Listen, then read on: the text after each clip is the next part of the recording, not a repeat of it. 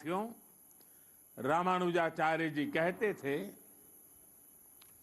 उरिय गल्लुकुल वेड़मिल्ले, अर्थात सभी जीव समान है। वो ब्रह्म और जीव की एकता की बात ही करके रुकते थे, ऐसा नहीं थे। वो वेदांत के इस सूत्र को स्वयं भी जीते थे। उनके लिए स्वयं में और दूसरों में कोई भेद नहीं था। यहां तक कि उन्हें अपने कल्याण से ज्यादा जीव के कल्याण की चिंता थी। उनके गुरु ने कितने ही प्रयासों के बाद जब उन्हें ज्ञान दिया तो उसे गुप्त रखने के लिए कहा, क्योंकि वो गुरु मंत्र उनके कल्याण का मंत्र था। उन्होंने साधना की थी, तपस्या की थी, जीवन समर्पित किया था और इसलिए ये गुरु मंत्र मिला था। लेकिन रामानुजाचार्य जी की सोच अलग थी। रामानुजाचार्य जी ने कहा, पतिश्चे एक एवाहम, पतिश्चे एक एवाहम नर के गुरु पातकात् सर्वे गच्छन्तु भवताम कृपया परमं पदम। यानी मैं अकेला नरक जाऊं तो भी कोई बात नहीं, लेकिन बाकी सबका कल्याण होना चाहिए।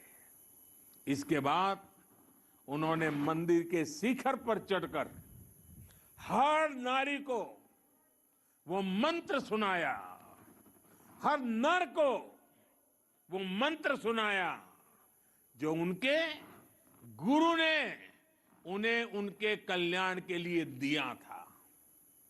समानता का ऐसा अमृत रामानुजाचार्य जी जैसा कोई महापुरुष ही निकाल सकता था, जिसने वेद वेदांत का वास्तविक दर्शन किया हो।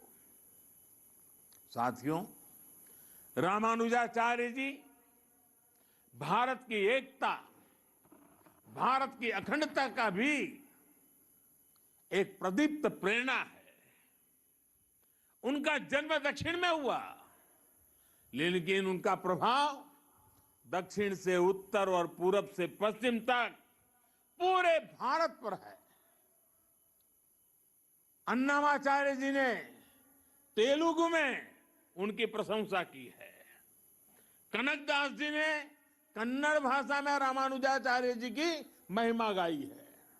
गुजरात और राजस्थान में अगर आप जाएंगे तो वहां भी अनेक संतों के उपदेशों में रामानुजाचार्य जी के विचारों की सुगंध में महसूस होती है। और उत्तर में रामानंदीय परंपरा के गोस्वामी तुलसीदास जी से लेकर कबीरदास तक हर महान संत के लिए रामानुजाचार्य परम गुरु है। एक संत कैसे अपनी आध्यात्मिक ऊर्जा से पूरे भारत को एकता के सूत्र में पिरो देता है, रामानुजाचार्य जी के जीवन में हम ये देख सकते हैं। इसी आध्यात्मिक चेतना ने गुलामी के सैकड़ों वर्षों के कालखंड में भारत की चेतना को जागृत रखा था।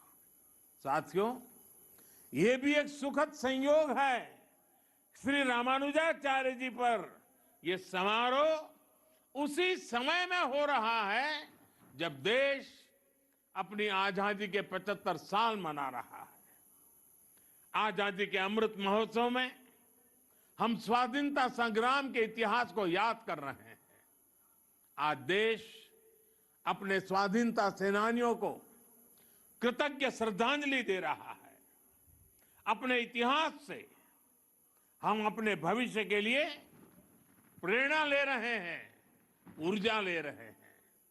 इसलिए अमृत महोत्सव का यह आयोजन आजादी की लड़ाई के साथ साथ हजारों सालों की भारत की विरासत को भी समेटे हुए हैं।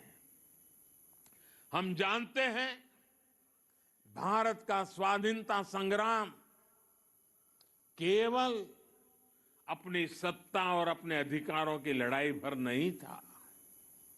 इस लड़ाई में एक तरफ अपनी वैश्विक मानसिकता थी तो दूसरी तरफ जियो और जीने दो का विचार था। इसमें एक और ये नस्लीय श्रेष्ठता और भौतिकवाद का उन्माद था तो दूसरी ओर मानवता और आध्यात्म में आस्था थी। और इस लड़ाई में भारत विजयी हुआ, भारत की परंपरा विजयी हुई। भारत के स्वाधीनता संग्राम में समानता, मानवता और अध्यात्म की वो ऊर्जा भी लगी थी जो भारत को रामानुजाचार्य जी जैसे संतों से मिली थी। क्या हम गांधी जी के बिना अपने स्वाधीनता संग्राम की कल्पना कर सकते हैं? और क्या हम अहिंसा और सत्य जैसे आदर्शों के बिना गांधी जी की कल्पना कर सकते हैं?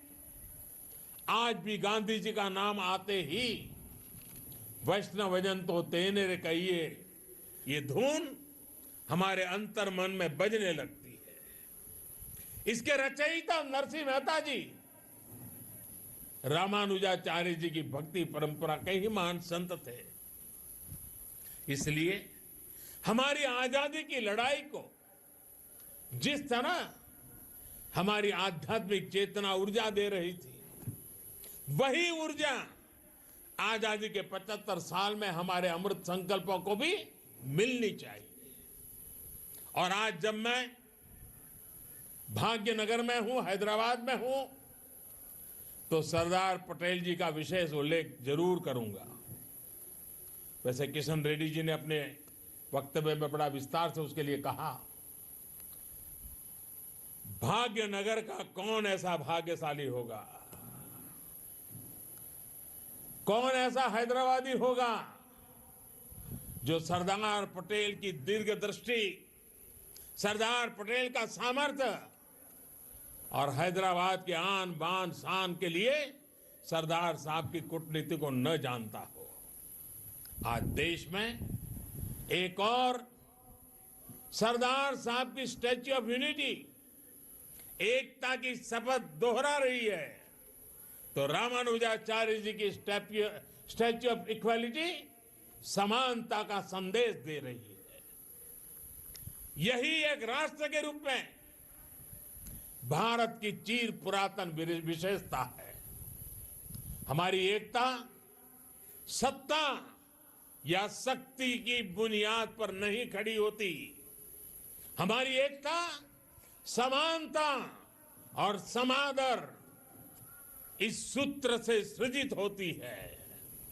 और साथियों, आज जब मैं तेलंगाना में हूं तो इस बात का जिक्र भी जरूर करूंगा कि कैसे तेलुगु कल्चर ने भारत की विविधता को सशक्त किया है।